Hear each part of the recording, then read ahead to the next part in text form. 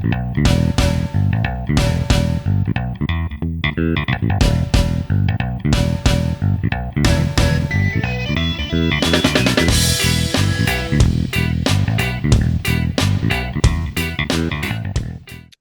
boys and girls. Welcome back to the Carla and Crappy Show. It is week 11 of the college football season. It's difficult to believe that we are that far into the year, but here we are. It is November. It was actually November, probably, for Saturday's games, but we will be talking about a little bit. It was November then. It is definitely November now. It is election night. We're going to try to not stress about that right now because college football is stressful enough. And because it is November, we referenced this last week, Bowling Green is playing Central Michigan. Miami is playing Ball State. Guys, that sounds like MACtion. Right, Carlos? What's that I hear? Do you hear it coming across the ridge? There's a noise off in the distance. Do you feel it in your bones? I do. I actually do. I was watching MSNBC and like, oh, wait, 7:30. Okay, click. And there's football. Can we get Steve Konacki? Can we get Steve Konacki to call MACtion? That would be a cool thing. Diagram plays, figure out standings. I think that'd be a cool thing.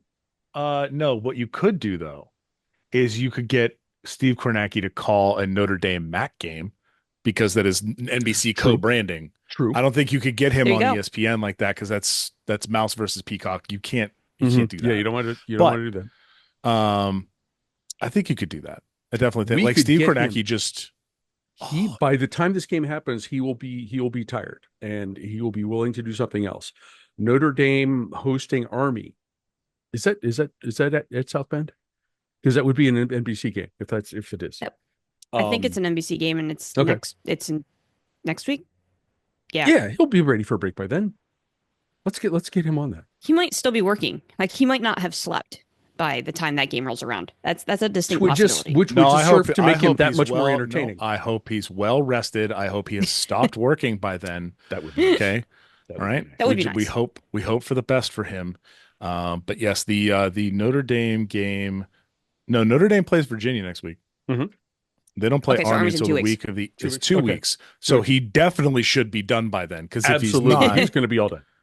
And Army Notre Dame is just looking ahead on the schedule here. You're talking about 7 p.m. on NBC/Peacock live from Yankee Stadium. It's Army versus Notre Dame. Yankee Stadium. Oh, yeah, because Army and Navy don't play Notre Dame properly, which is stupid. So yeah, it's Steve Kornacki. He'll be easier to get Steve there. 100%. He could take the what is that? Is that the sixth? Is that the sixth? No, that's the one train. I don't know. It might be the one train. Anyway, Steve, get your khakis on. We got to go to Yankee Stadium. So we have MACtion. I mentioned the lineup tonight. I think that should be 2 wins for the Ohio teams in those games. My Bobcats, I'm wearing green, are big road favorites at Kent tomorrow night. So we got MACtion all month. It's going to be awesome. Be sure to check it out. Tuesdays and Wednesdays, and it is the greatest thing in college football, except for Carla. Yes. You've got a big thing going on this weekend, and you're wearing a thing that sort of goes with it, and I'm just going to let you explain. Okay. Well, we all have a big thing going on this weekend. How was that for a lead end? Yeah, that's segue there. Yeah, nice. So at the beginning of this, like it was all the way back in the summer, we were talking about this, that at Middle, we have something called Middle Tennessee News, and they have a sports division. And this year at Middle, they've started doing essentially a very mini version of College Game Day. And it's hosted by the students, produced entirely by the students. It happens in the Grove, which is where they've started doing the big tailgating thing, and the band is there and all the fans are there, and there's cookouts and all kinds of fun stuff. There's a live music. That's the one thing about going to a school that has a great recording industry program, is that we have actual artists who are like legit artists. Those of you who remember a couple of years ago when Hunter Girl made the run on American Idol, she was an MTSU student as that was happening.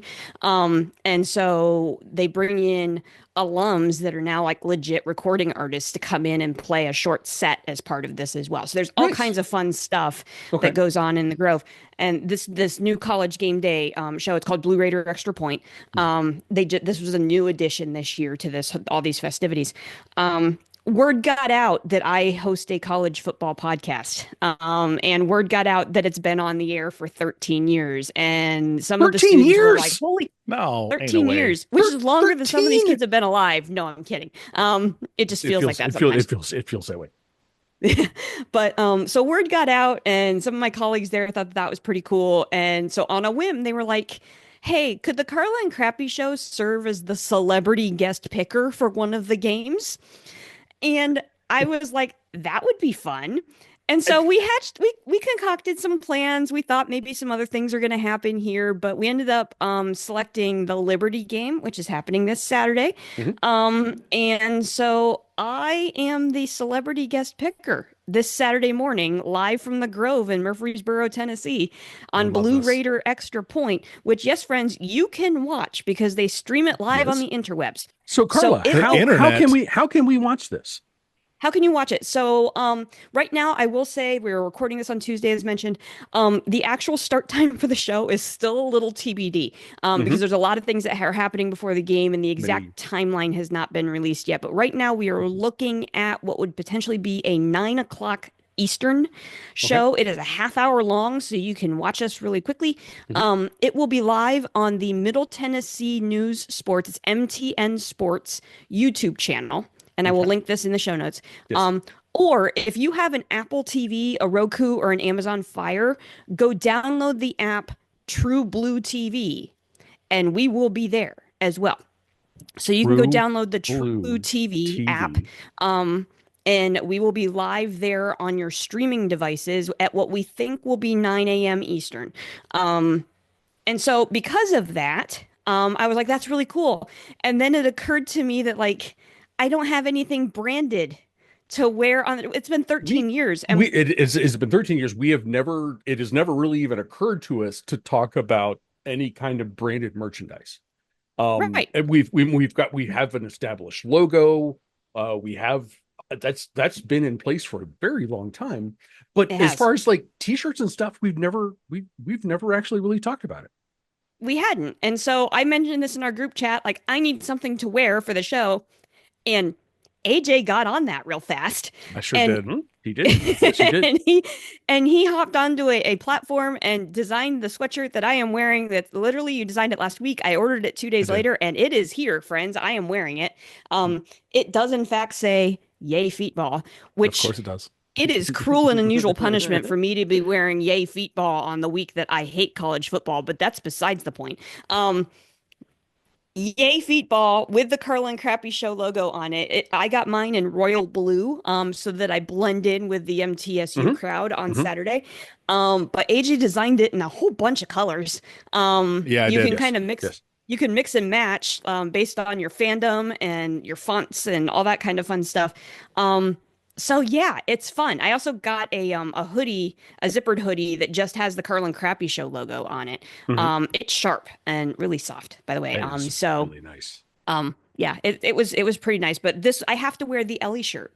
The Yay Feetball. Absolutely. I absolutely have to wear this on Saturday, so I'm wearing it now to show it off. Even though it's 82 degrees in Nashville. That's not right. It's not right. It is almost that word in Pittsburgh, and I'm just like, do I have to wear a shirt? I'm stuffy. I'm wearing a new sweatshirt that's blue that I haven't washed yet, so I can't wait to see what color I am. Oh, so many fuzzies. Honestly, just designing it real fast was honestly very simple. There's a number of different sites out there that you can go use, but if you want one, we're going to try and figure out a way. At least I'm going to try and figure out a way to make it so that you guys can order them yourselves. And the combos that we came up with, I think I had a gray one with red lettering for Crappy for Ohio State. There was a white one with navy lettering for a Penn State whiteout. I had a gray you did a navy one with white lettering, and that was sharp. The navy one with white lettering was good. And then I was trying to do one for Hawaii, and then I realized their actual team color is dark green, which bothers me.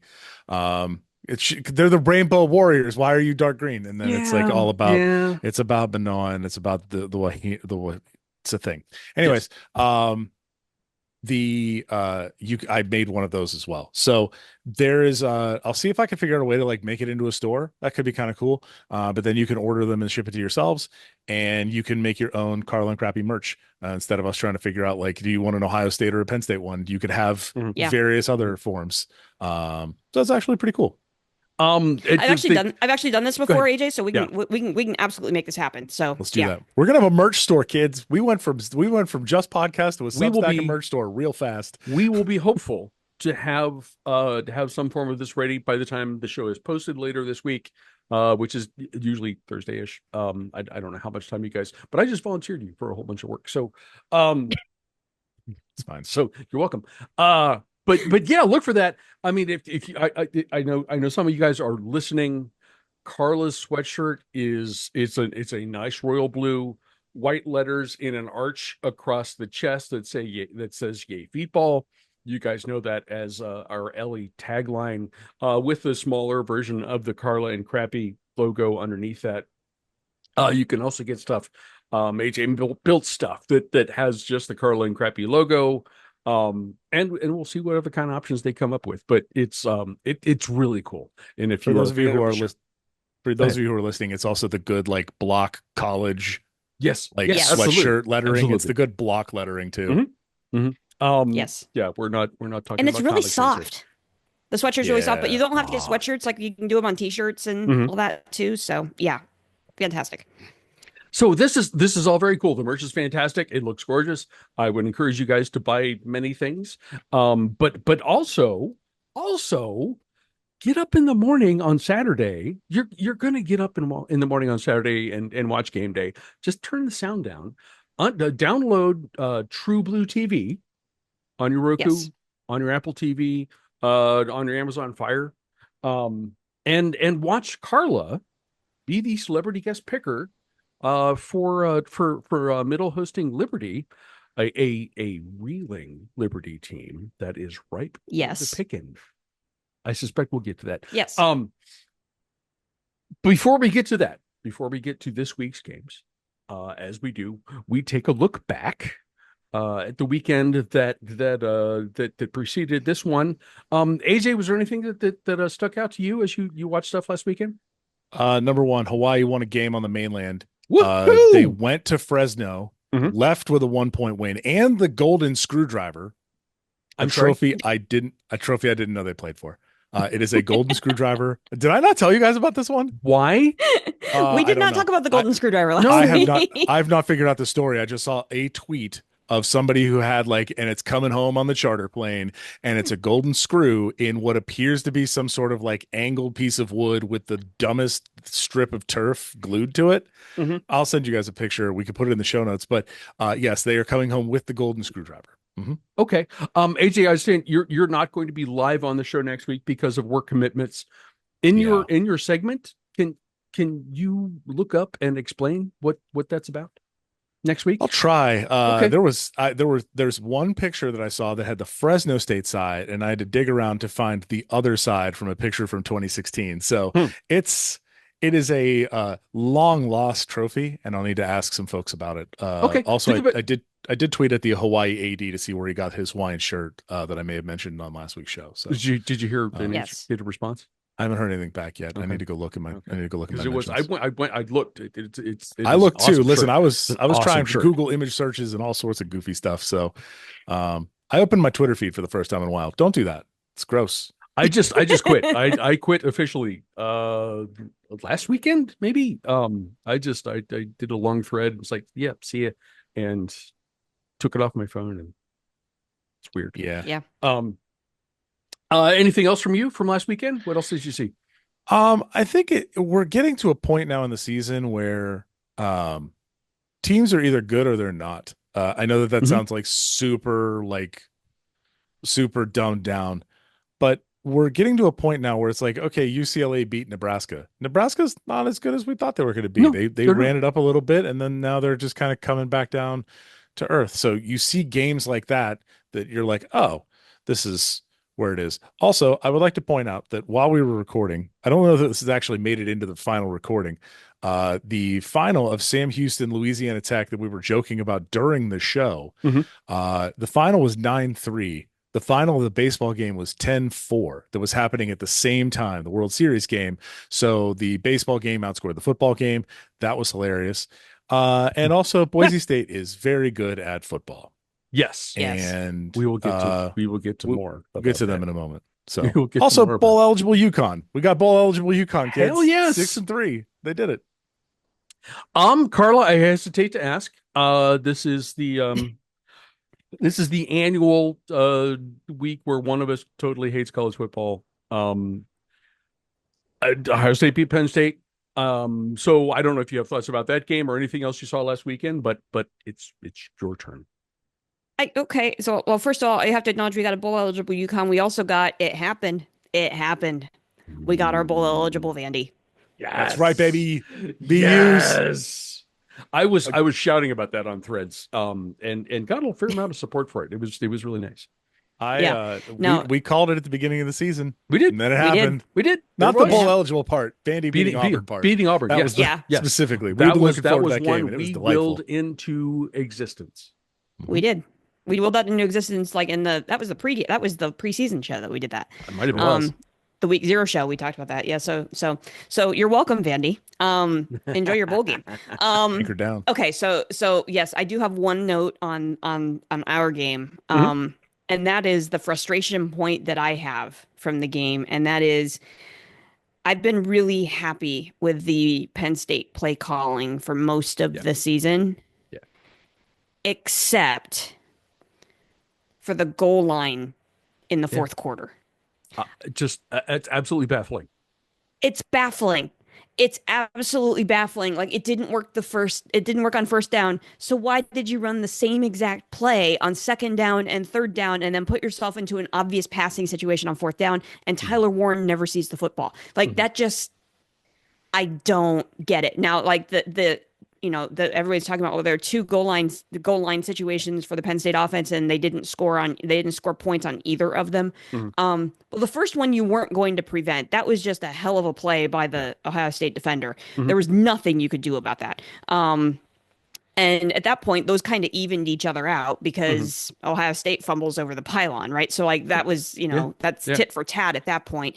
But yeah, that fourth quarter, I just don't get it. I just don't get it.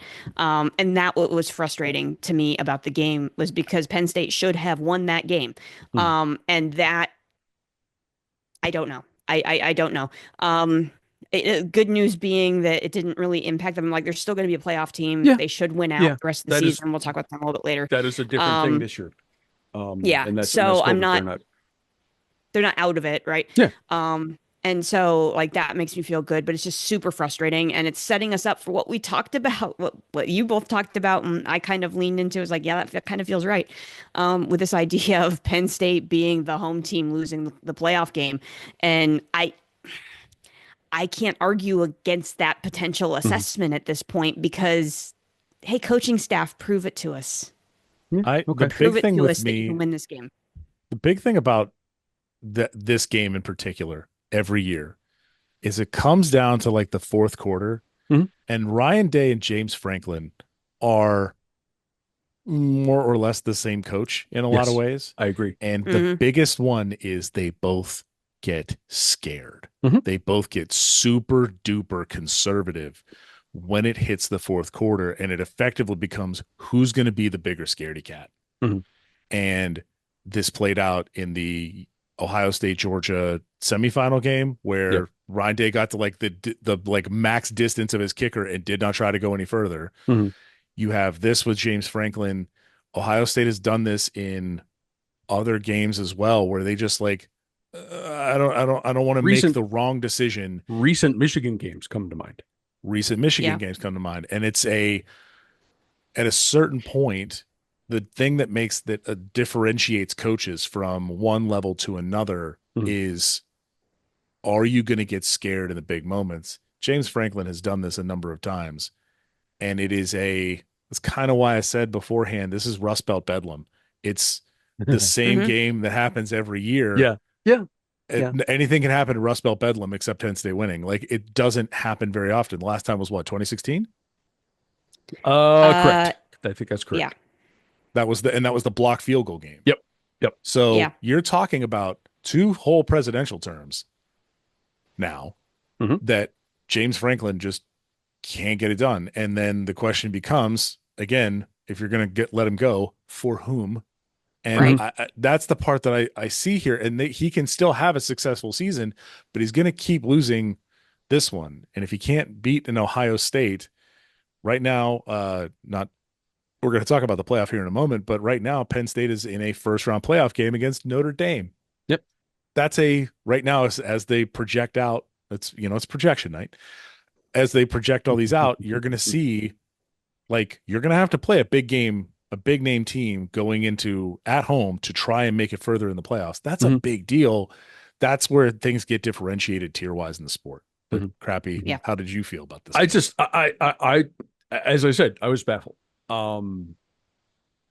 That is a point in the game where Penn State could have taken a lead. It's late. And who knows what that does to the momentum. Ohio State was able to get the stop, run the ball, run the clock, and close it out. That dynamic changes if suddenly you're playing from behind.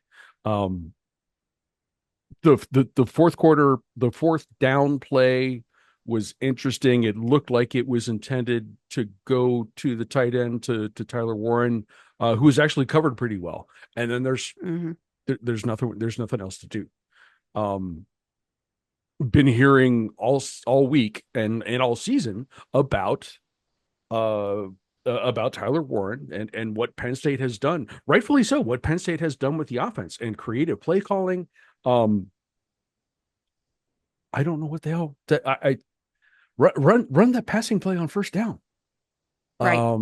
Hell, run it on second down. Then line him up at quarterback and see what happens. That is the one thing in that game that I just do not get. And why do you run that running play out of the shotgun? Like, hi, tush push anybody? Like, not a single tush. Like, you're that close. You're that close. Yeah, you're that close. That baffled me. And it's incredibly frustrating as somebody who knows that Penn State was capable of winning that game. They were. For that situation to happen is just, it's inexplicable. It really is. And that's what makes it hurt so much, is that when you'd almost rather get crushed in a game than have a game where you could have won and trust me, it was terrible play calling. Yeah. Right. So anywho, enough about that. My only other thing I wanted to mention was, from last week is that, I know we went on and on and on last week about there not being an after dark slate, but playing the role of the after dark would be the primetime slate. Hello. They did pretty well. They did. They did pretty well filling in. They did a good job. It was just not very late. That's all.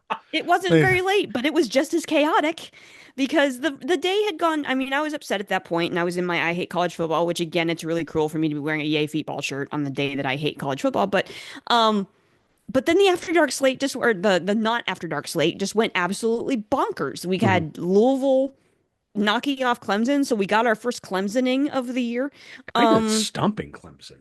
It wasn't even close. No. Yeah. I was totally wrong about Texas A&M. You both had that one pinned down nicely. They go and get beat on the road badly in South Carolina. Iowa beat the brakes off of Wisconsin. Holy cow. Yeah, that was a surprise. That I did not see that coming. We didn't talk about that game much, but that was not one that I saw. Washington goes and knocks off USC, which causes me a little bit of concern heading into this week. Sure. Show ponies absolutely roll Pitt. It's just that one was big. It was huge, and just what happened? And so maybe it was just somebody got the memo. There's no after dark slate, and they're like, "Oh, hi, we can fix that." And everything kind of exploded in the primetime window. So it was just a weird day of college football all around. And Vandy getting bowl eligibility made me not hate college football quite as much by that point in the afternoon. And so by the time hard to not. By the time the primetime slate rolled around, I was like, "Okay, this is kind of fun again." So hold on, Carla. We're not talking about the fact the biggest fact of all, the biggest game of last week. In El Paso, Middle goes to the Sun Bowl and comes out with a W. That was do. fantastic. That was fantastic. It was. It was. That was a good game, and I had that on. I was flipping back and forth. The problem was that was on the same time as Florida and Georgia. That was on the same time of that game. I had it in a quad box, but we kept going back to the Florida Georgia game because that game stayed interesting a lot longer. It did. Yes, it did. And so we were keeping an eye on that one for obvious reasons in my household, and so I kind of got deferred a little bit. I'm like, okay, if Florida wins this game, like that's a big deal. We need to pay attention to this. And so I caught most of the middle game, but not the whole thing. But yeah, that was a heck of a win. It sets up a really big matchup this weekend that we will talk about. Also, the Big 12 finally did it. It ate itself. We did it, guys. It did. The Big 12 ate itself. Houston beats Kansas State. It could keep eating this weekend. Texas this Tech. weekend looks good. Texas Tech beats Iowa State. Yes. So, we try to tell you about all the fun games, and then they become fun. It's pretty great. Also, I was in bed, fully asleep at 12:30 on Saturday night. It felt weird. Didn't feel right. Good. How did you feel on Sunday when you've got the extra hour sleep with the time change? Right. I don't ever get the extra hour. Yeah.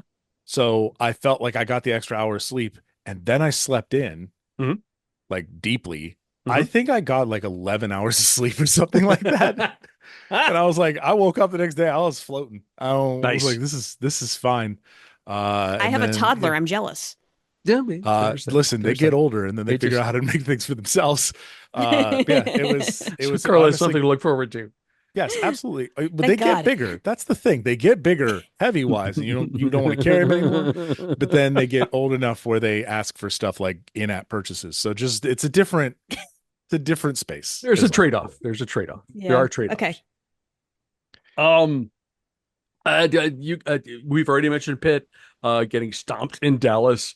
Clemson losing. It's actually it sort of clarified the ACC for right now a little bit. Unless Miami does what I kind of think it will do and lose one of its dumb remaining games.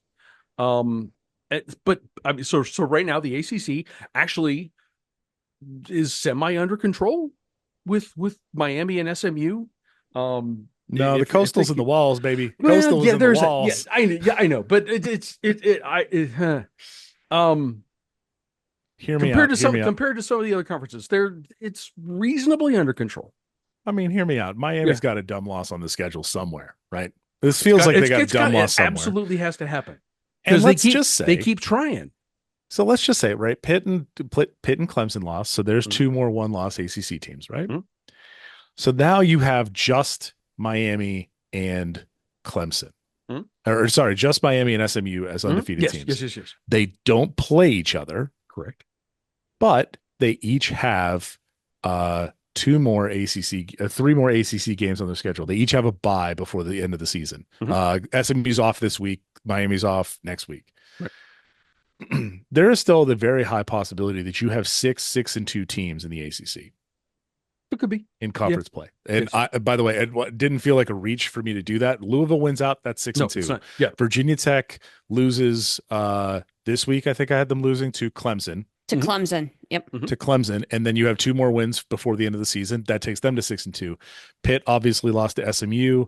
I also have them losing to Louisville, but that takes them to 6-2. SMU loses to Boston College and Cal just for funsies, really.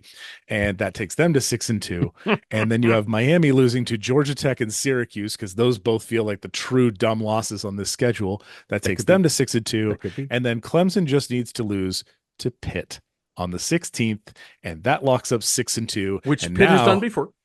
Now you get there's a bunch of head-to-head tiebreakers that they have to go through. The tiebreaker scheme in the ACC is weird. They have to go. There's a bunch of head-to-head stuff. By the way, I need to do this for the SEC too. But yes, if you do this, they get to a point where you have to figure out your opponent's winning percentage. And that is whoever has the highest opponent winning percentage, who played somebody is one of the tiebreakers. It's the next tiebreaker after head to head. Okay. It's so weird.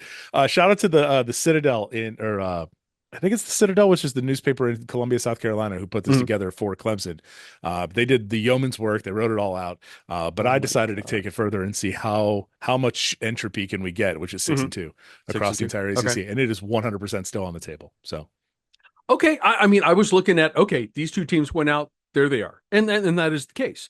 Unless, as I said, Miami does its Miami thing and loses a dumb game, which they've been trying to do really hard all year. every week they try. So yes, I mean, let's get us a whole bunch of 6-2 teams and see what happens in the ACC. I do want to mention Carnegie Mellon, victorious in its homecoming game Saturday against Westminster. The score was 45-20. 2 games left on the regular season schedule, and I'm going to have to do some AJ style research on like what D3 postseason. I have no idea. They have this thing called stuff. they have the playoffs. They have you win your conference and then you go to the playoffs. Some of the conferences don't participate, and yeah. There's stuff. There I'm is going the to work extra on that. points bowl. I am going to work on that this week, and bring you a full report on what the Tartans' playoff hopes will be, assuming they beat Allegheny next weekend at noon on Saturday at home. You can see that Allegheny game. lost to Teal. Yeah, and It's not a good thing to do, kids. No. Lose to Teal. beat Teal by a lot, as I recall. Yeah. In deference to Carla, I'm not going to spend a ton of additional time on Penn State, Ohio State. I will look at my more myopic looking at Ohio State. I was so happy with what the offensive line was able to do. I was dreading getting a look at what Ohio State's rushing game would look like. They didn't quite get total 200 yards, not perfect, but that last drive was fantastic. It was exactly what Ohio State needed, and that was a nice combination. That was a good example of the game. Improved offensive line play, and Chip Kelly doing a good job of protecting an inexperienced offensive line with a lot of misdirection. It worked really well. The defense, fantastic. I cannot say enough about what they were able to accomplish. Interesting thing. Will Howard apparently is going to do at least one boneheaded thing every game. But the impressive thing about that is that he is so mentally strong, he doesn't let it bother him.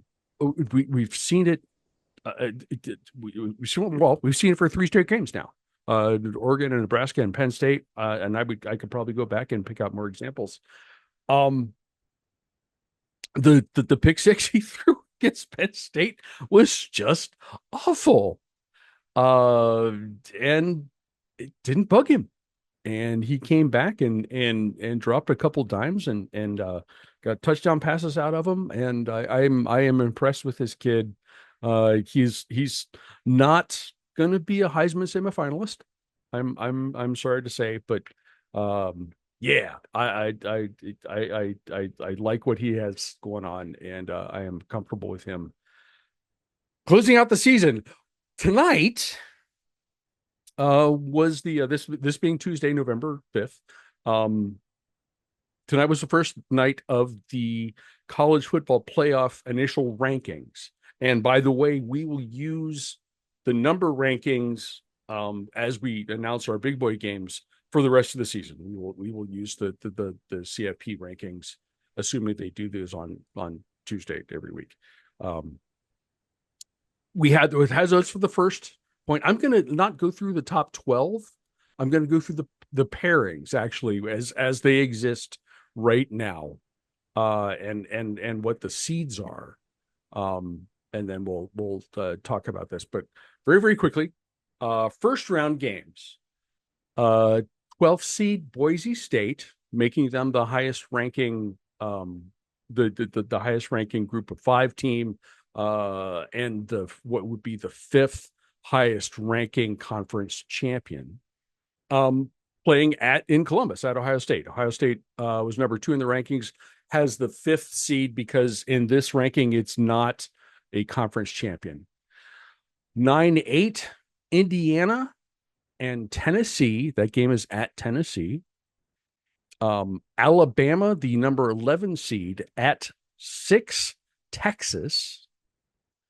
I am so looking forward to this one. And Carla, I will cheer so hard for Penn State. It'll be unbelievable. 10th seed Notre Dame at number 7 Penn State. The 4 teams that get the byes, number 4 BYU, number 3 Miami out of the ACC, number 2 Georgia, and the current number 1 in the country, Oregon. Guys, is there AJ? Is there anything that anyone? Are there any glaring errors here that you see? I don't think so. Okay. I think this is good. I think the only one that gives me a little bit that's a little squishy to me is Alabama. Okay. I think they're good. I don't know that they're number 11 good. I think and again, this is the first week of the playoff. These mean literally nothing. A reminder of the first team who was number 1 in any of the college football playoff rankings during the 4-team was who? Mississippi State. So okay. Yeah. don't think that this is like locked in forever. Okay. Yeah. Now that said, I love all of these matchups. All of these are very good. I am sad though that this does not give us the opportunity to see who will be the first one to lose a home playoff game, because there's a lot of money also on Notre Dame being the first to lose a home playoff game. So there's like 2 camps, and putting them in the same game is just real rude.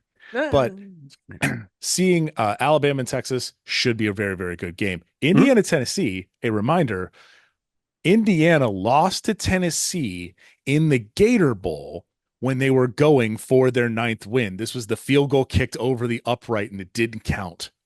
Oh, right. Yeah. Right. Indiana lost their 9th win. They lost to Tennessee on that field goal that went over the upright because they don't have lasers or whatever the NFL apparently has. Yeah. But Indiana lost to Tennessee. This is a revenge game, and we love that. Boise State at Ohio State. Good luck, Ohio State. You get Ashton Shinty. He's going to stare at you menacingly. And if there's anything that Boise State has shown is that you could put 9 men in the box, even when you have good linebackers, and he's still going to run for 149 yards. And oh, by the way, Maddox Madsen is very, very good at throwing the football. He will eat you alive on the back end. It's true. I'll get to that anxiety later if it comes up. And I love this. I actually really love the conference champions getting the byes because it means that the conference champions still means something, right? So BYU winning, again, this is all assuming that everything plays out as is today. And this assumes BYU is your conference champion of the Big 12, right? And it assumes that Oregon beats Ohio State for the Big 10 championship because they already played this game. So effectively they could just go, oh yeah, that's a head-to-head. We're good here. But these sorts of things are, 1, it means the conference championships are still worth something. And 2, it means that you get something silly like Ohio State being ranked number 2, but getting the 5th seed because they're not a conference champion. So I do love that because it's a little goofy. It kind of feels very college basketball-esque of like this person won their conference tournament and they're in the tournament, but they're not the higher seed than the team they beat to win the tournament because that team was better overall throughout the year. I also like that they have their first and second team out. And this is where we get our first big boy teams who are going to be upset about things and are going to be upset about a G5 team getting in like SMU and Texas A&M, right? And Texas A&M being left out because Boise State got in. Oh, that's going to cook some feelings up. This is the thing. I think the other part of this is the conference championship. If you can get to the conference championship game, is a way to guarantee yourself a spot in, which means even if you're a 3-loss team, but you somehow sneak your way into the conference championship game, if you win that, you're in the playoff. And some team that has 1 loss that didn't make their conference championship game or whatever stays home. So there's a number of different ways that this works out that I think I'm very excited for the 12-team playoff. I like that ESPN is just handing out a projected bracket of what this would look like today because I think that helps people understand what's going on. Yeah, absolutely. I think the only one that I think looks a little funny to me is Alabama. Notre Dame has looked very, very good in whatever schedule they have been playing, but Alabama has looked very, very mortal. Yeah, I think this is all very good. Carla, Okay. Carla, you get Notre Dame in Happy Valley. Well, What? AJ made, What do you think? yeah. AJ made the basketball analogy here, and I think that's very apt because what is the one game in the NCAA tournament that you don't ever want to be? 8-9, 7-10, The 5-12. 7-10. Yeah. Yeah. 7-10, right? Because what always happens, the tens beat the sevens. Like that's like chalk almost, is like tens beat sevens. And so I see that and I was like, okay, Notre Dame, I think out of like I would I think that would be a really interesting matchup. And one that is winnable. It wouldn't be easy. But it's potentially a winnable game. But then you see the rankings and go, oh crap, that's a 7-10. And immediately you get like NCAA you get March Madness kind of, anxiety about a 7-10 matchup. But Yeah. other than that, like I'm fine with this first round of rankings. Crappy, you and I were talking before we hit the record button here, and I looked at the full top 25, and really, like everything's like, yeah, that seems about right. And there's not a ton of differentiation between the AP and the CFP at this point. Not Like much. they're pretty Not much. close. We only had to change a couple of things in our show notes. The one that annoys the heck out of me though, Missouri. Sorry, Tigers. You're ranked number 24 in the CFP, and Vandy gets left out. And like. I understand why, but it just is like Mizzou has not looked good. They've not looked good. I think by any Missouri? measure, by the way, who's Missouri played? Texas A&M and got stomped. And they got stomped. Yeah, right. That's what I'm saying. Like if they, I'm actually gonna go now. I need to go look this up because I can't remember. Sorry, there's 133 teams, and I can't remember everybody's exact schedule. It's weird. I just by any measure. By any measure, at this point of the season, Missouri is not as good as Vanderbilt. Period. Missouri's best win is at home versus number 24 Boston College. They got stomped by Texas A&M. They beat Vandy. To be fair to Missouri, they did beat Vandy in overtime, and they lost 34-0 to Bama. So, like, I could make the argument that Missouri beat number 11 Alabama, and you didn't. And had a much better win against Auburn too. If we're looking at common opponents, yeah, I think Vandy should be in the CFP. But again, you're fighting about 24-25. I know. There. It's just there to be on the like we were ranked in the college football playoff, which I think would be cool. I think the other thing here is the only other thing I want to say is also 5-12 matchups in the NCAA tournament have never really worked out terribly well for the 5. Yes. Flip side, the 5 has arguably the easiest path to the playoff. The easiest path to the championship game. You play a 12 seed, which means you're playing the best G5 team. Yeah. Yes. If you're playing, then you get the lowest conference champion. Yep. So Ohio State would have to beat Boise State and BYU to go to the semifinals to face, a little team in Oregon, in a rematch in the semifinals for the third time this season.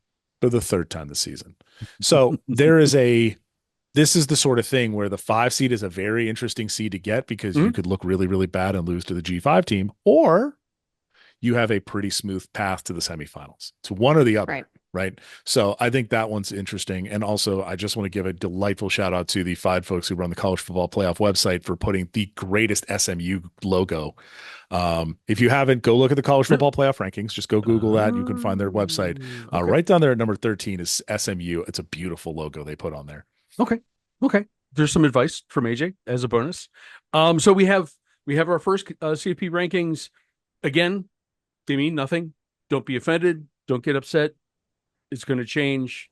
But it is a fun thing to talk about, and we will continue to talk about it as we will continue to talk about the group of 5. There are actual after dark games. I'm sure AJ's you can drink the coffee that you did not drink last weekend. But AJ's going to take us through those matchups and what we've really come to appreciate, the Big 12 eating itself as well. AJ, what do you got this week? Yeah, we're gonna start I'm actually keeping this tight because Carla has Mhm. asked for some assistance on her game day picking because they have to pick the entire CUSA. So we're going to leave the CUSA alone. Okay. This is the group of Okay. 5 after dark, Got and it. we're not going to cover the MAC because the MAC games will be over by the time you hear this. And Absolutely. great job, everybody who won. I'm really Woo! sorry about that, everybody who did not win. Go So Cats. we have 3 main games that we're going to talk about from the G5. In the American, we have your United States Army heading to North Texas, Mm-hmm. 3:30 on ESPN2. They put the troops on TV again. Army favored by 5.5. Bryson Daly, who missed the Air Force game with an undisclosed injury that flared up during the bye week, is hopeful to be back. The fun index is a very good and very weird for Army normally, but not weird for this Army. 63.5. This game is going to be so stupid. So stupid. Okay. I just need you to know 3:30 p.m. Put this on one of your screens because it's just going to be long runs and deep bombs. That's it. That's it. It is nothing but big booms on this one. I've got Army winning. North Texas, it has had a deep trouble stopping anything really. They are just going to try to outscore you. And if you try to get into a firepower matchup with the United States Army, it usually ends poorly for the other side. Mm-hmm. So, ask many other countries around the world. So I'm going to go ahead and I'm going to take the troops here. Go Army. Beat North Texas. Crappy, who you got? I'm nervous about this. The fun index indicates a kind of offense that Army may not have without Bryson Daly. They were. I did not write down the second team quarterback's name. He performed well. He does not throw the ball as efficiently as Daly does. I think he was. I mean, he had decent numbers. He was in the range of like 7 of 9 or 8 of 10 last week for 150 yards. Respectable, particularly by Army standards. If this turns into a shootout, I will be concerned. Mm-hmm.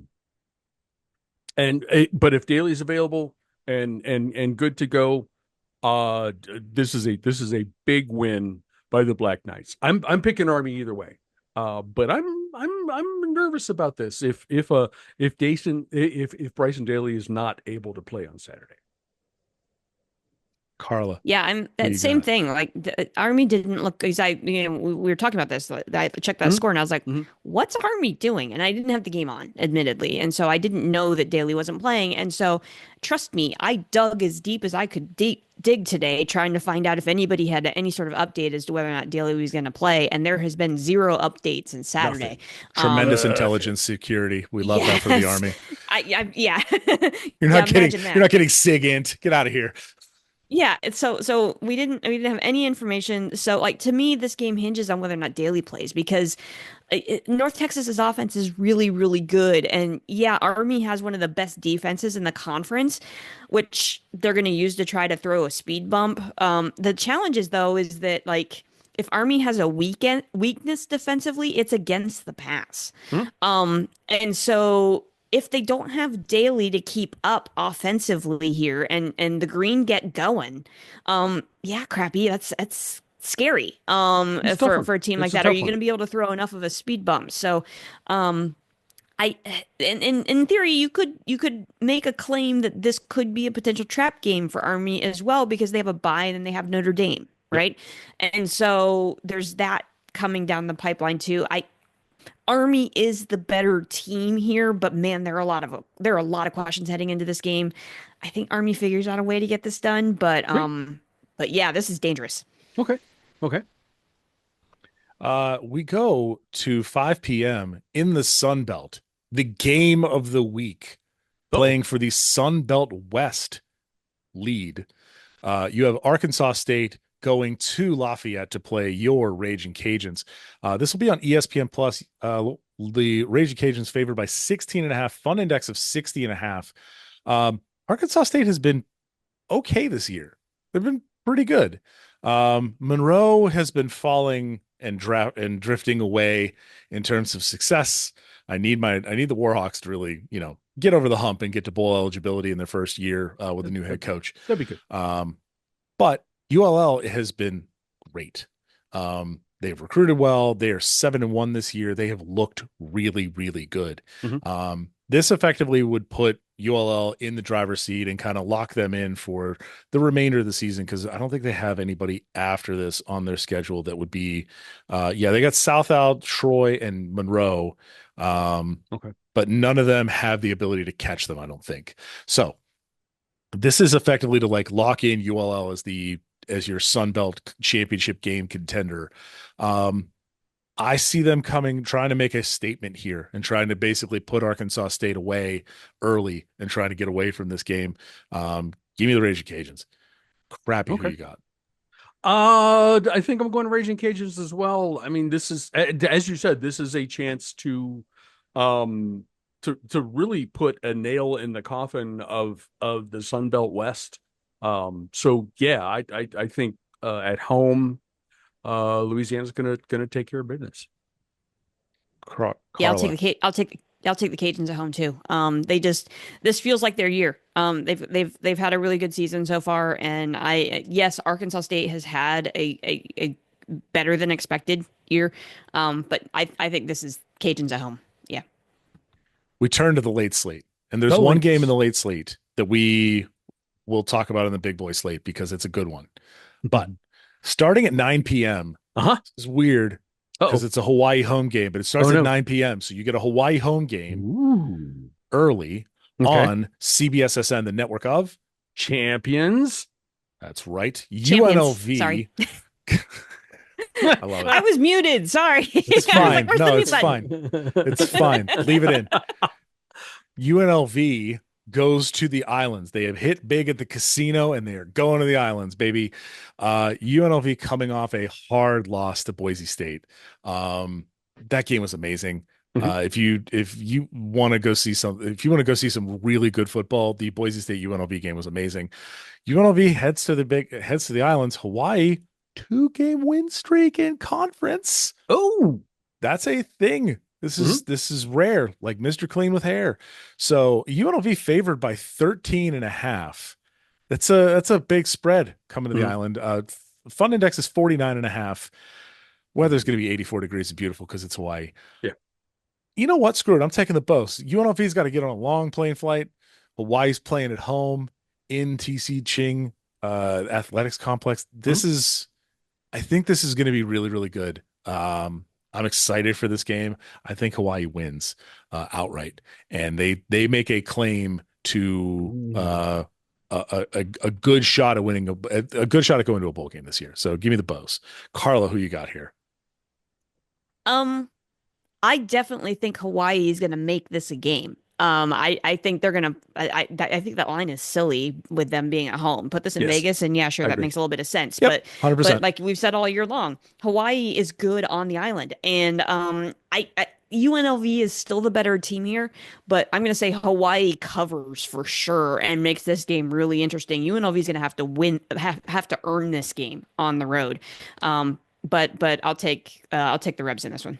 Hawaii finishing the game before they normally kick off. Crappy. Who you got? I mean, I love Hawaii's home field advantage, and the travel absolutely is part of that. I'm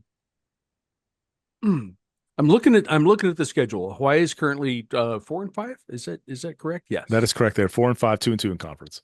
I even without this game, you've got to crack at Utah State is tough.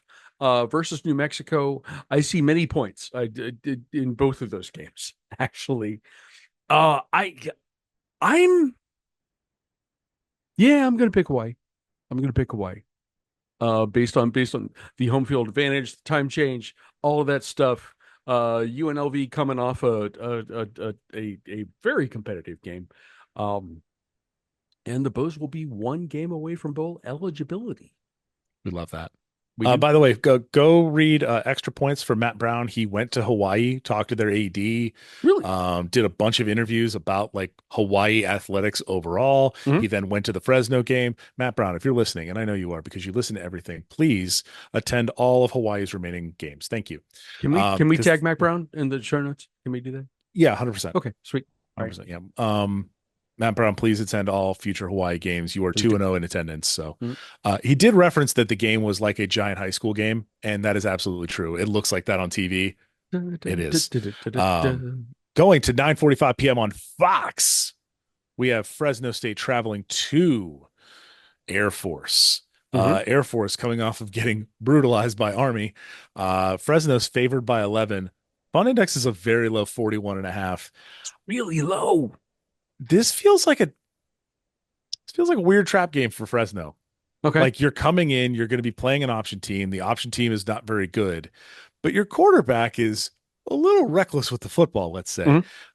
He has 12 touchdowns and 10 interceptions. That's not a good combination. You don't want to have that one. No. He has thrown, I'm just trying to pull up his stats here. He's thrown 295 times. He's got 10 picks. His completion percentage is 68.8%, which is higher than last year, but still not very good. He's matched his interceptions total from last year. They still have 3 games left. Not great. So Fresno is fine. I still think they go in. I think they get a win. I think this is a lot closer, and there's a lot of people who are going to go, what's Air Force doing? But I still think Fresno gets a win here. Carla, who you got? Yeah, I feel the same. I think Fresno wins this game. Air Force covers. I think that's definitely a thing here. Playing at home, I think that gives them a little bit of an advantage there. But this game is for bowl eligibility for Fresno, so I think that's gonna give them some motivation as well. So Dogs win on the road. Crappy. The Army Air Corps has been struggling, and they struggled against the Big Brother in the Army a week ago. I can't. I can't pick against Fresno in this matchup. Fresno's going to win this one. Do we think if Space Force ever got a football team that like Air Force would call them little brother? Do we think they would do that? Like Air Force came out of the Army, like it's a little brother situation there? Yes. Okay. Just throwing that out there. Yeah, finally, 10:30 p.m. on your CW network. We have Utah State going to Pullman to play Wazoo. Wazoo's favored by 20.5. The fun index is proper and good and holy. And we'll talk about a holy other thing in a moment. But it is a proper, good, and holy. Biggest fun index of the week at 69.5. Just make it 70. I'm so excited. Please, just make it 70. No, don't make it 70. Do it. No, nice. That's how you have a push, Crappy. You have to have have halves. That's or a great. It doesn't that's a great. work. That's great. Okay, that's why all these games are halves. Okay, it is true and good. Both of these teams love to score points. It's a stupid game. This is going to be a stupid game. Put this on and just let the touchdowns wash over you. Give me the Cougs at home. They're 7-1. They look great this year.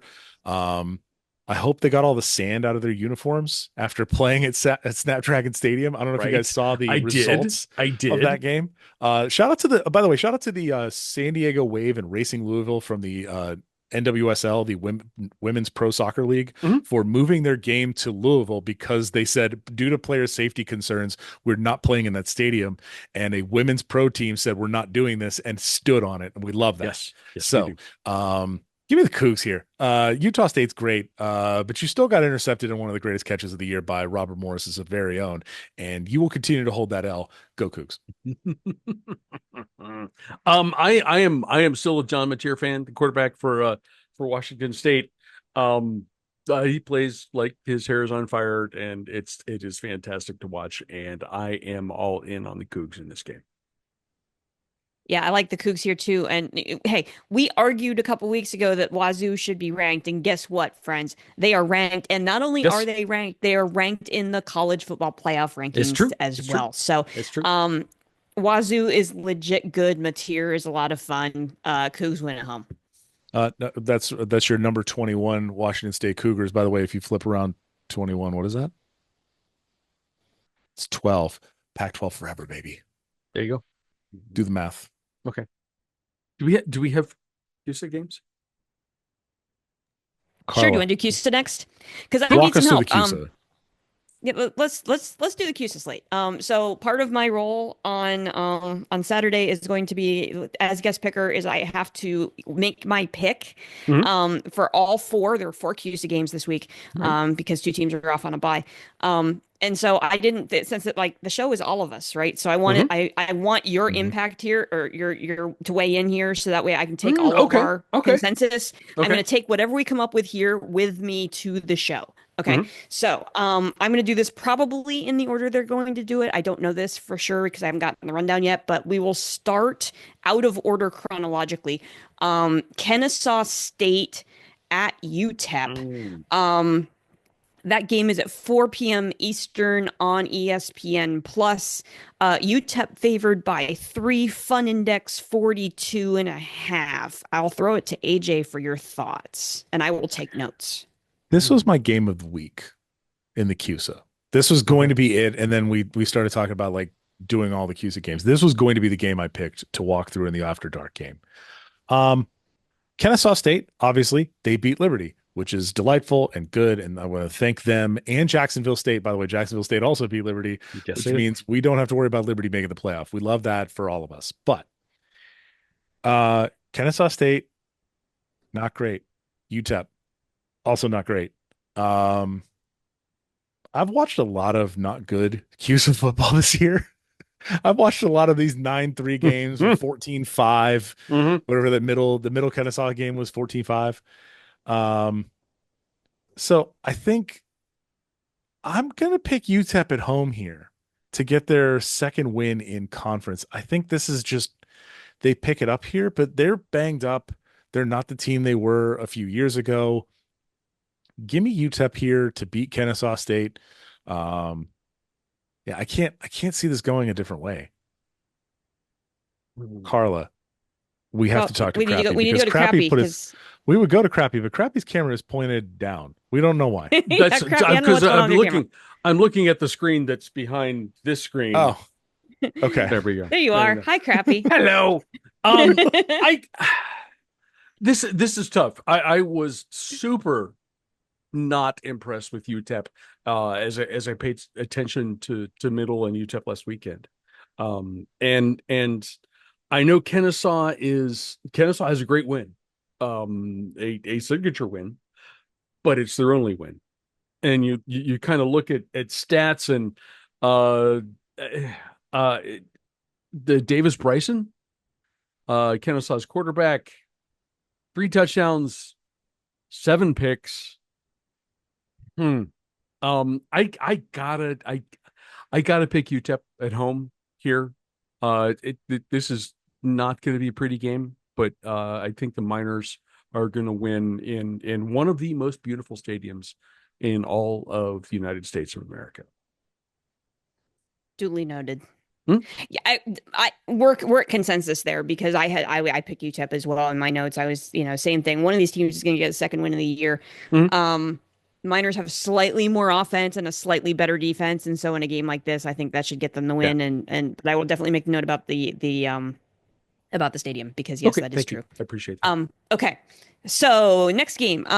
This one's fun. Jacksonville State at La Tech. 4:30 Eastern. That game is on CBSSN. It's also the follow-up game to the game that I will be attending. Jacksonville State favored by 10.5. Fun Index 55.5. Who wants to go first on that one? I'd be happy to, because this is not hard. We did AJ referenced the La Tech Sam Houston State game that ended in a 9-3 rock fight last weekend. Jacksonville State is on a roll, and they're going to win this one, and I think pretty easily on the road. Yeah, I will also take Jacksonville State. I think Louisiana Tech played a very sloppy game. It was I can't remember if there were like 9 turnovers in that game. It felt like every time I looked at the game, there was a fumble. I don't think it was like a form of a gaze where I just like looked over and then they would fumble the ball. There were 6 total turnovers. Louisiana Tech had 4 turnovers, 3 fumbles lost, and a pick. You don't win football games doing that. Also, that game could have been 16-3, but a late fumble return was called back because it was ruled an incomplete pass, so we got the 9-3 game. I would say that I don't think Louisiana Tech has it this year. In years past, they've gotten up and made some noise. I think Louisiana Tech is not it. I think Jacksonville State, excuse me, goes out and gets bowl eligible off of this win as well, and they move to 5-0 in the CUSA. Yeah. Okay. Yeah, I had Jacksonville State as well in my notes. Jacksonville State relies on the legs of Trey Stewart. He put up 232 against Liberty last week. Ooh. We love to see 232 it. on the ground. We do. He is in for a test though, because La Tech has the conference's best rush defense. But I'm not sure that's gonna be enough in this game. Jacksonville State's for real this year, and you're looking now if Jacksonville State can win out, setting up for a huge game the last week of the season at Western on November 30th, and you might actually get that game 2 weeks in a row, because that could then become the CUSA title game the following week. So that's gonna be something to watch if we like playing back-to-back games. Third game, speaking of Western Kentucky at New Mexico State. That game's at 6 Eastern on ESPN Plus. Western favored by 18. Fun index 52.5. AJ, you get to go first this time. It's Western. I know that the Western's going out west, but New Mexico State is not it. They're building into something. New Mexico State has lost a lot of close games this year. They lost 50-40 to New Mexico. They lost 30-24 to Liberty. They were almost the first ones to get Liberty. They beat Louisiana Tech 33-30. They have lost some big games as well. I don't think they really have it offensively, unless they're playing a subpar defense. Go ahead and give me Western Kentucky. They are just they are the class of the conference. It has not looked close so far. Give me Western. I've been impressed. Toledo was not having the season that it typically has in the MAC or has in recent seasons. But that game, Western beating Toledo 26-21, it kind of put Western on the map for me. They have continued to win since then. The losses are to Alabama and Boston College, and they only lost to BC by a point. They should have won. They should have won that game. They should have won that game. This one is I am not only picking Western to win this game, but I'm going to pick them to cover it. I think this is a big win for the Toppers. And again, I agree with you both. I had Western winning this game big as well. New Mexico State ain't it this year. They're going to come back. They're going to come back. But I mean, you lose Diego Pavia and Jerry Kill. What are you going to do? Right. So. And the leading receiver. I think that's one of the things that I continue to miss is the leading receiver, Eli Stovers, who's now at Vandy as well, was the leading receiver at New Mexico State. They literally imported the offense from New Mexico State last year. So, it's going to be a bit for you to recover from losing the juice of Diego Pavia and all of his sprites. Yeah. Yeah. So I like Western here, which is hard to say. But anyhow, okay. And then the game at hand, Liberty at Middle. That game, fun, is at 1 Eastern. It is on CBSSN, the Network of Champions. Network of Champions. So everybody can watch this game. Liberty favored by 11. Fun index on this game, 54.5. Crappy, you get to go first this time. What should I say about my Raiders? I still like Nick Avadiato. He's thrown for a ton of yards so far. He's almost at 2,300 yards on the season. Yes, he has. The ratio is not what you want to see: 10 TDs versus 7 interceptions. He's mobile. He's able to get himself out of trouble when he needs to. And as I said before, Liberty. I don't know what happened to him recently. But the loss at Kennesaw is brutal. The loss at home to Jacksonville State. This is not a team that perhaps we thought it was. And while they still have an opportunity after this game to get to bowl eligibility. Middle has some urgency here. And we've seen kind of recent games where schools that have the backs are kind of to the wall, the pressure is on, they have come through. And I think the Blue Raiders are going to do that at home on Saturday and upset the Liberty Flames. AJ?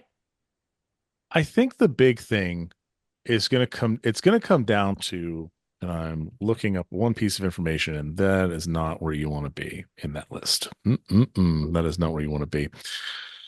I think the biggest thing that this is going to come down to is, can Middle get any sort of stops on the run against Liberty? Because that's what Liberty does. There's a ton of attention to Caden Salter, who is a pretty good quarterback for Liberty, but all of the juice that he had last year, he does not have this year. He's looked bad in their 2 losses. He has looked very, very pedestrian at best. He threw for, I was just looking at the stats here, he threw for 147 yards on 25 attempts against Jacksonville State. He threw for 206 yards on 40 attempts against Kennesaw State. He is a 50% completion person, and he's going to throw for about 150 to 200 yards. That's what he's done in the past 2 games. If he gets going, maybe that's interesting, but they ran the ball successfully. Jacksonville State, they put up 274 yards of running, 55 rushing attempts, 5 yards a carry. That's how you can stay in a game. That's how they held the ball for 36 minutes. Middle does not have a very good running defense. They are very, very close to the bottom in terms of total yardage. They are down with New Mexico State, Florida Atlantic, Wyoming, and Florida International. It's not a company you want to be in this year. They've given up 1,700 yards. They're giving up 192 yards per game in rushing.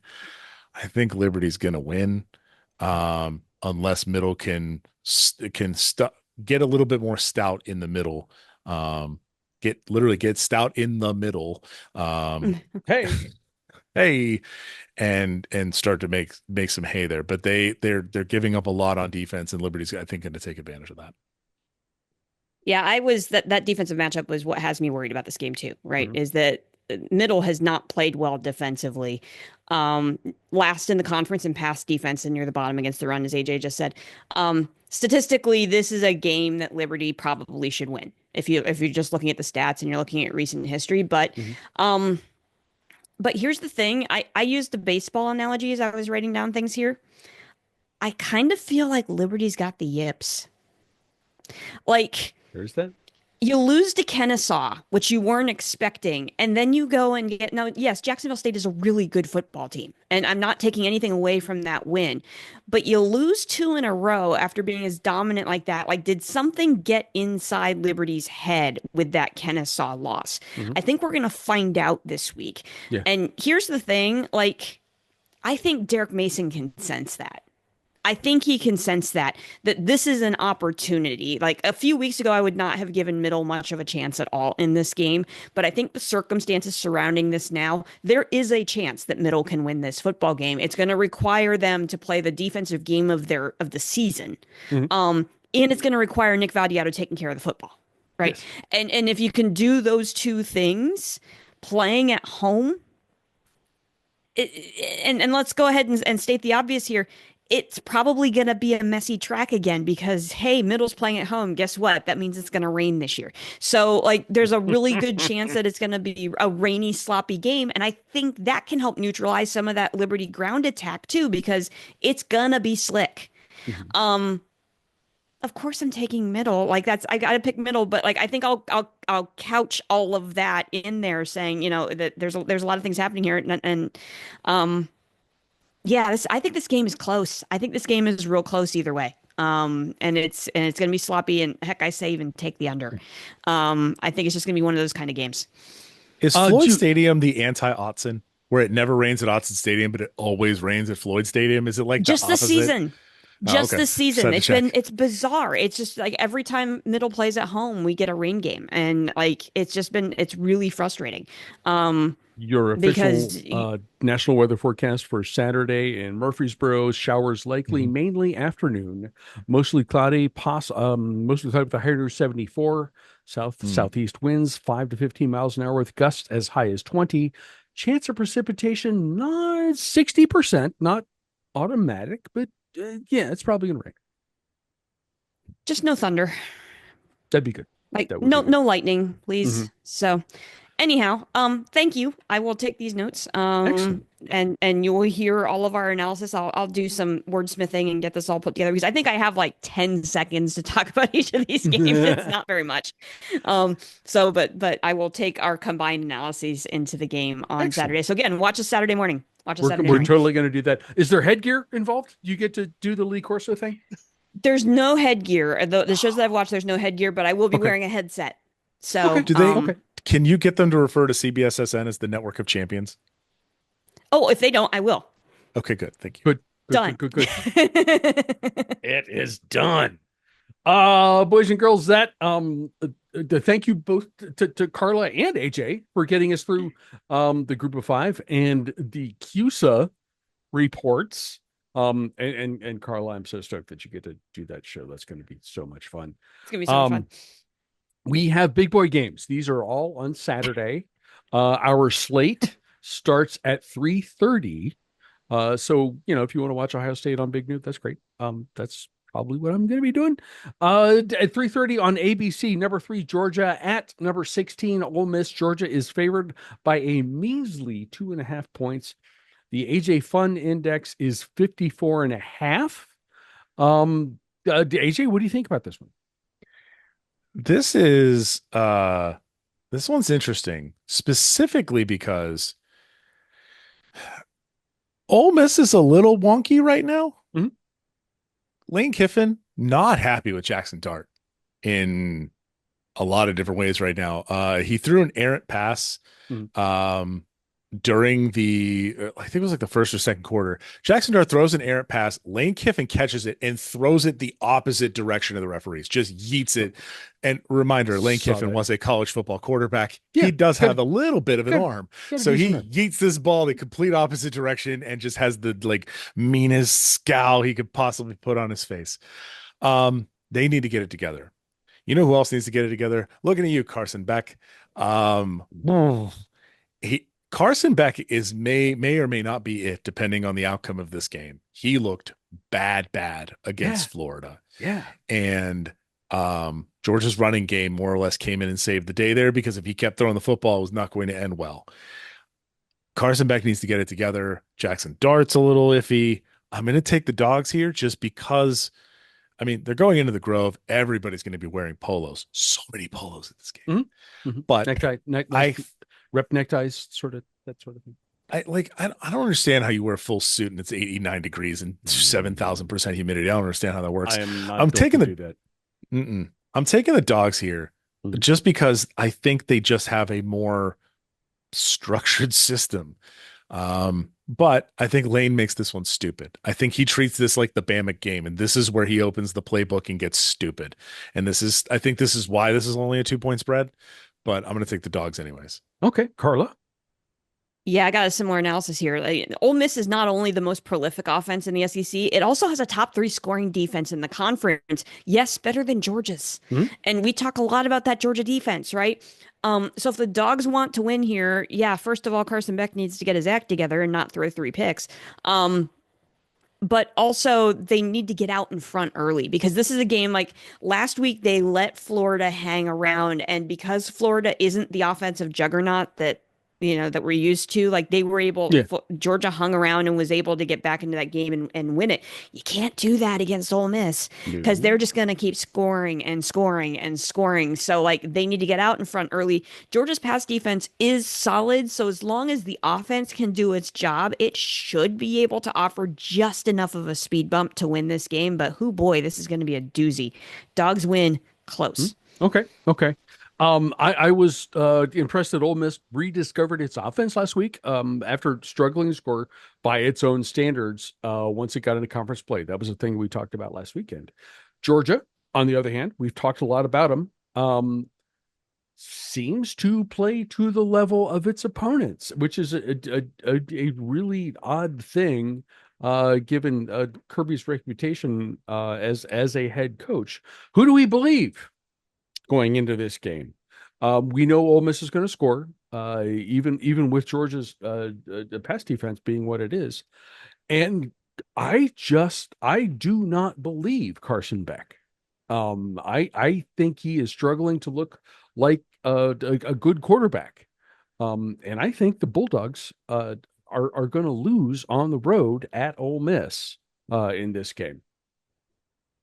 Also at 3:30, we have I'm putting this game. I put this game included in the list because I'm curious about what Indiana does.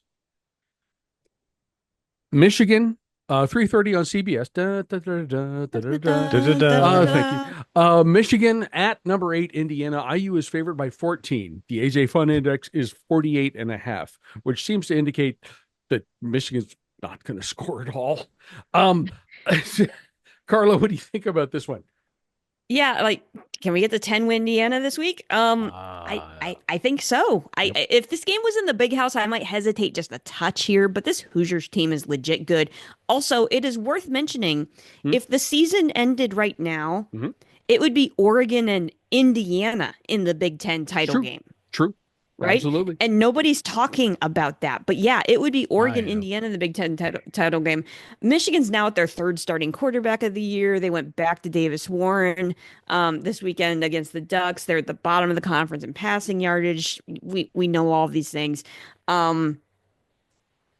Best the conference's top rush defense to go along with one of the top offenses in all categories in the offense, and they're playing at home. Yeah. 10-win Indiana it is. Google it. Indiana, Google it. AJ, what do you think? Long ago, I signed up for, I forget what it was, but this is when Banner Society, formerly all of the college football people from SB Nation, formed a specific college football site called Banner Society. And they did this like secret sticker thing.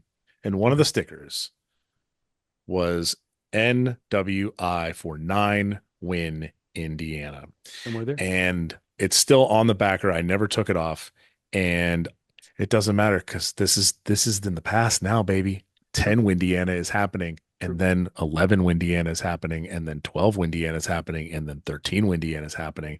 Because what does Kurt Signetti do? Just wins.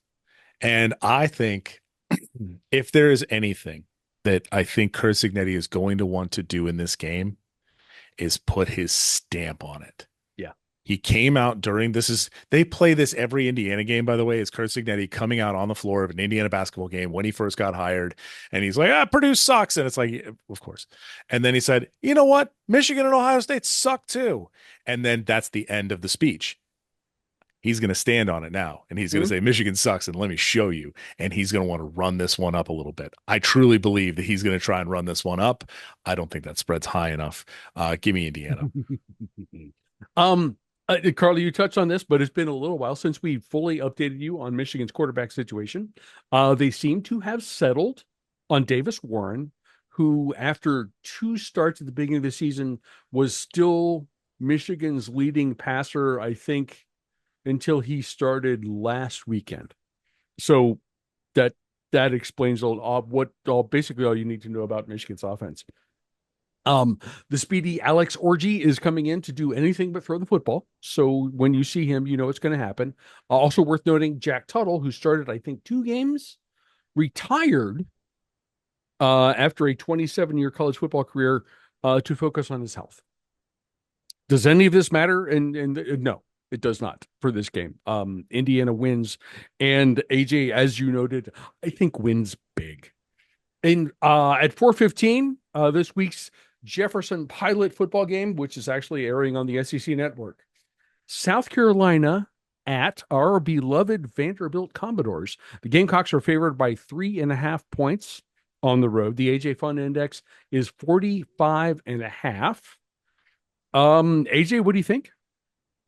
This feels like an absolute letdown game. It You does. get the big win at home in Columbia. Everybody's all jazzed up. Everybody's so very excited. And then you have to go to Nashville and you're going to play Vandy and you think you're going to get, a nice little, you're Vandy. going to have a nice It's little Vandy. mimosa brunch. You're going to Nashville. That's what they do. They have brunches, right? It's Carla, Czechoslovakia. It's That's like going that's to true. Yeah, Wisconsin. that's right? They got chicken and waffles for brunches. breakfast. We're going to have chicken and waffles. Yeehaw, we're going to go down to the Grand Ole Opry. Bow, bow, bow, bow, bow. And then you get run over by Diego Pavia. That's how this works, kids. Don't go to Nashville now. Um, yeah, this one, this feels like a massive letdown game. This feels like Vandy gets up a little bit and tries to say like, oh, we're 6-3. We can be 7-3, no problem, and goes out and beats South Carolina.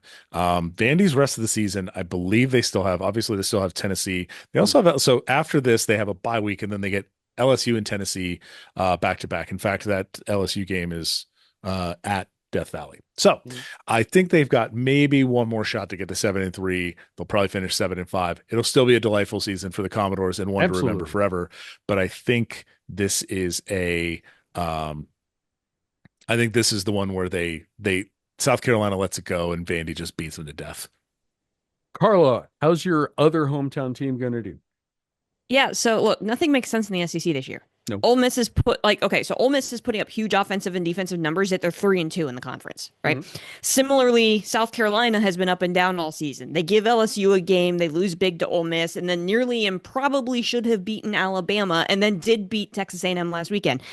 Statistically, Vandy is like middle to bottom of the conference in every offensive and defensive category.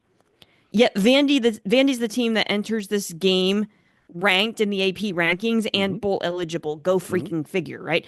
And so with that in mind, and knowing that Vandy is playing to a bye with LSU and Tennessee, as AJ just, alluded to, left on the schedule. Sure, maybe I'm going to pick with my heart here a little bit. I agree with AJ. I think Vandy finds a way to win this one at home, gets themselves a better bowl berth because, look, let's be real. They don't want to play in the Music City Bowl. They want to go to a bowl game. So get the 7 wins. You're going to get yourself a better berth. Right. This is the game to do it. Vandy wins at home. The Gamecocks had absolutely a signature win on Saturday, burying Texas A&M in Columbia. I am betting they are still coasting. They're still on autopilot. They're not going to be ready to go into Nashville and face a Commodores team that has been willing to take on all comers, without fear, without intimidation, and have been they've been great on the road, but they've been even better at home. And I think the dream season for Vandy continues with a win over the Gamecocks on Saturday. At 7:30 on ABC, we have number 11 Alabama at number 15 LSU. Bama is favored on the road by 3. The AJ Fund Index is 58.5 points. Carla, what do you think about this one? Remember how I just said nothing makes sense in the SEC this year? I Enter remember this that. game. Yes. Yeah. I honestly, I don't know. I honestly don't know. What I do know is Death Valley at night is super dangerous. Yep.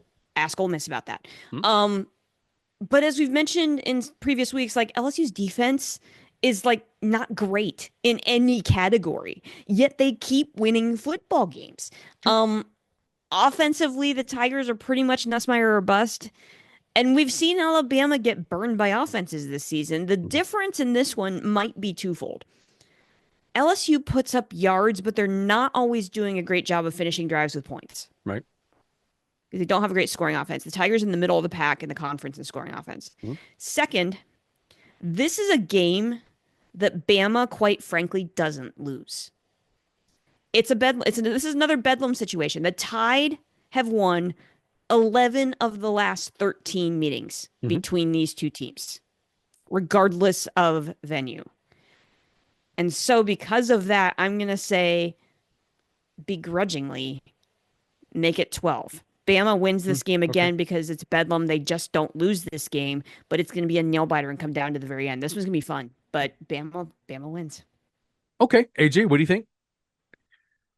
Yeah, this has got that. Again, like last I said last week when, this is going to be the Shane Beamer at the end of the game. Oh, I can't believe we won, right? This feels like the Brian Kelly in a mob of people end of the game speech thing. Where he's just like, oh, he just played. He's bright purple. Oh, it just played really well, and we did a so great job. I, yeah, I feel like LSU can get him. Mhm. I think Carla, one of the things to note here is that Bama won 11 of the last 13. Who was the coach for all 13 of those games? That's true. Yeah. That was Nicholas Saban, and There's he's that. not there Yeah. anymore. No. This is Kalen DeBoer's first game. I think this is a game that by the way, both of these teams get up for this game. Both of these teams hate this game. This is a tummy ache game. Nobody likes this game. And I think LSU, this is a Death Valley at night game.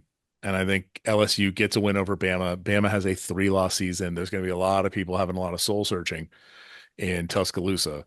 But I think LSU gets this win and bumps Alabama out of the playoff as well. Okay.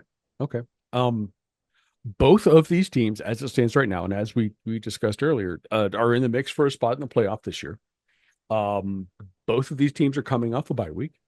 I think the similarities end there. One of these teams already has 2 conference losses, while the other is looking for a crack at the SEC title game. Hi, Charlie. My cat is curious. Here, there he is. He's probably around on my desk.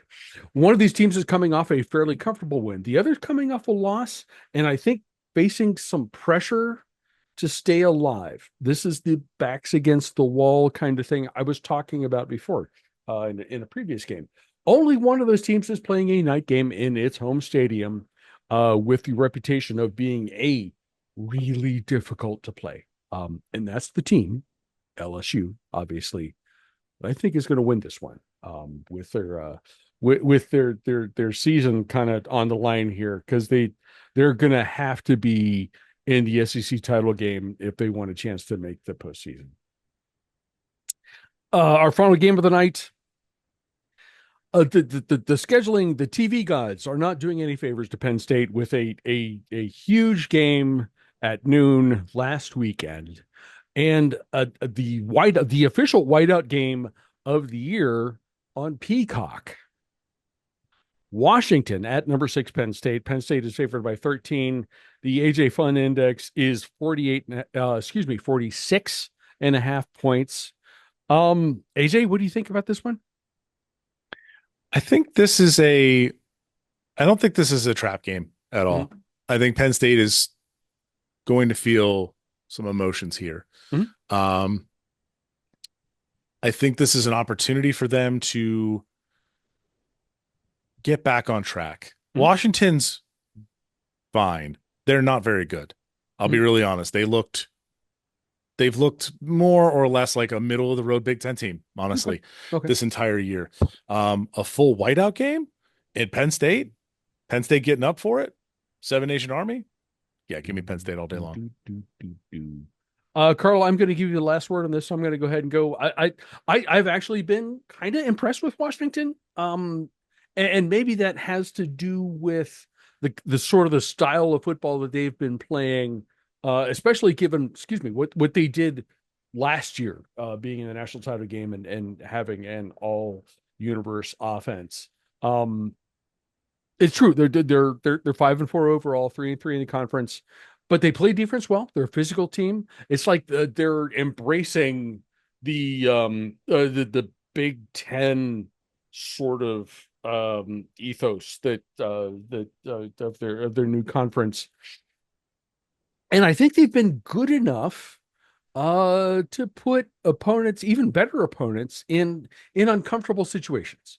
I don't see them doing that this weekend against a whiteout. This feels like Penn State's chance to get right. And I think they're going to do that. The line is 13. I think Penn State covers. I think this is going to be a big night for the Nittany Lions. Carla, what do you think? Yeah, so I mentioned this, that Washington beating USC last weekend does raise my spidey senses a little bit A here. little bit, yeah. And of course, as we talked about extensively at the top of the show, the play calling last week is still the most head scratching I've done this season. But as you both alluded to, whiteout games are just different. Yep. Right. The Huskies secondary is a concern here because they are lights out. Their secondary plays really, really good, and that is a concern. But they're not great at defending the run. And that's where I think Penn State can get its offense going because, maybe that playbook that you called at the goal line, maybe you dig that out against Washington because it might work against them.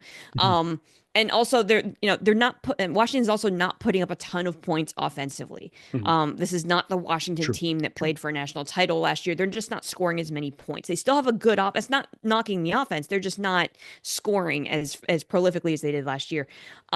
That being said, maybe instead of the Yay Feetball shirts, we should have made the uncomfortable Saturday evening shirts because I feel like this is going to be an uncomfortable Saturday evening for until sometime in the fourth quarter. I think you're right. I think the Knicks put it away in the fourth, and it'll feel more like a convincing win by that point. But I think this game is unsettled through the first half, if not even into the third quarter, before Penn State's physicality, I think, is finally going to put this game away. And I think Penn State wins at home, and then from here, this is, I don't want to say this is the last test of the season, but it really kind of is the last test of the season on Penn State's schedule.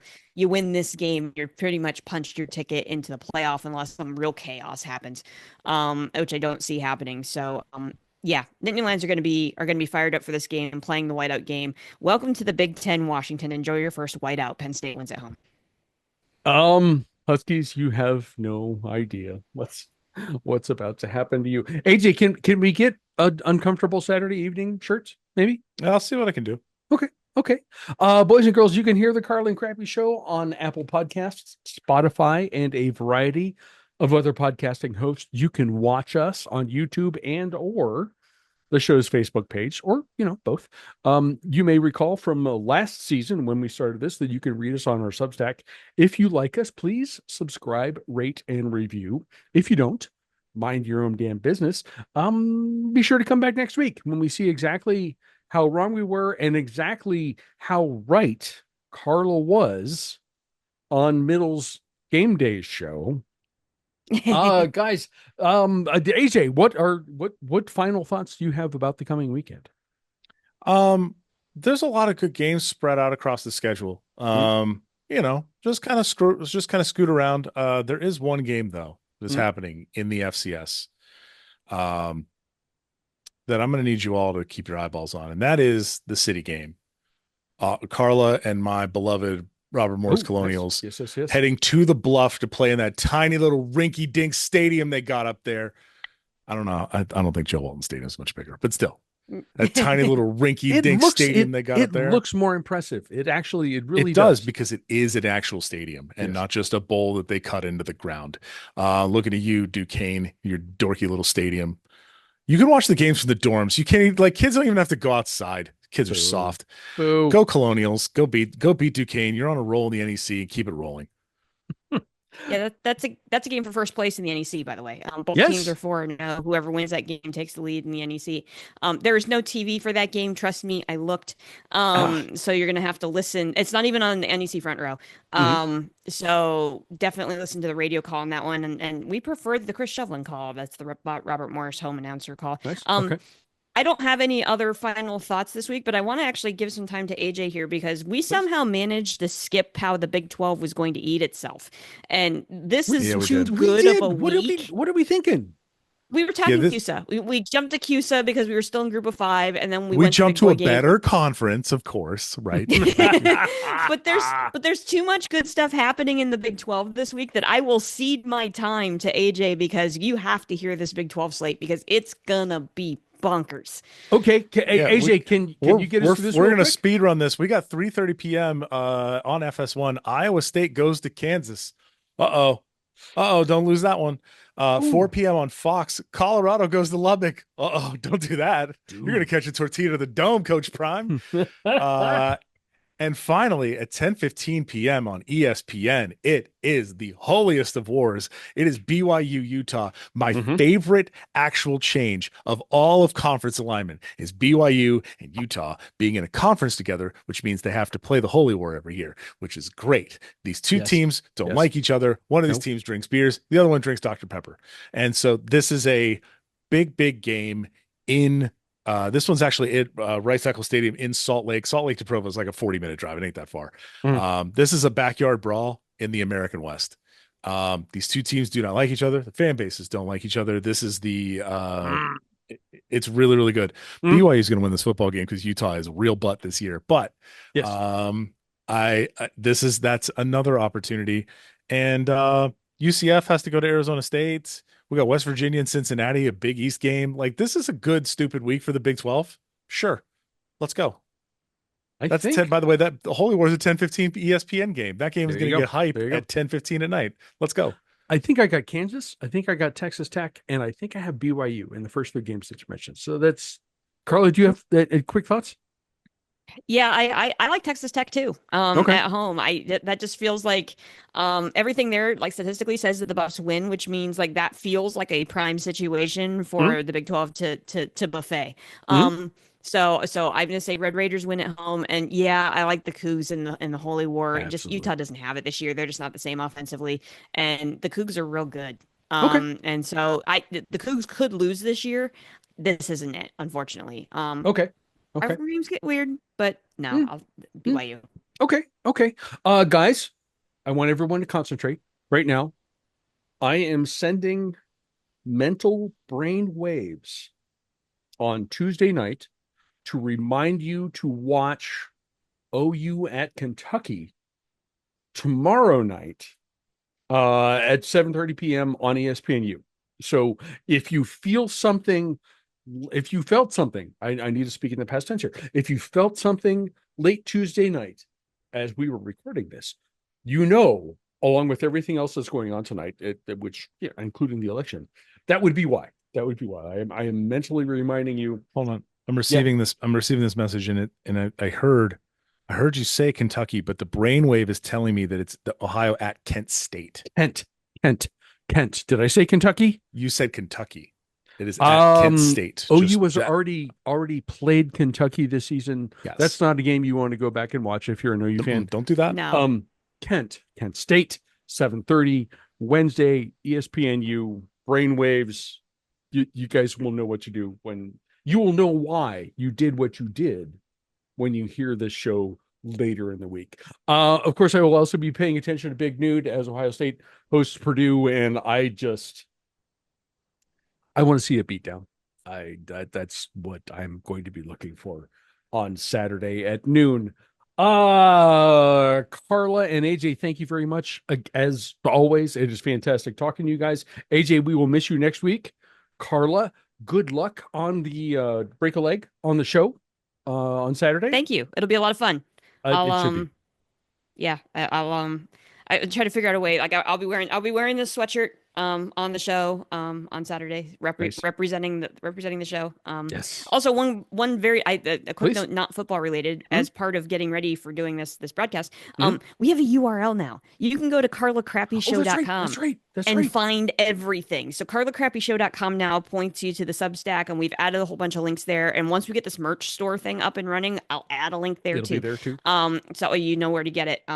But yeah, so carlacrappyshow.com, you can find everything you need every week there now.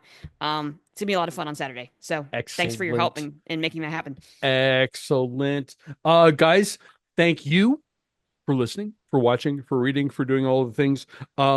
We hope you have a great weekend. We hope your team does well, unless you live in Ann Arbor. And we're still watching the election results, and we'll see how that stuff goes. But we're hoping about that stuff as well. Cheers, everybody. Have a great weekend, and we will see you back here next week.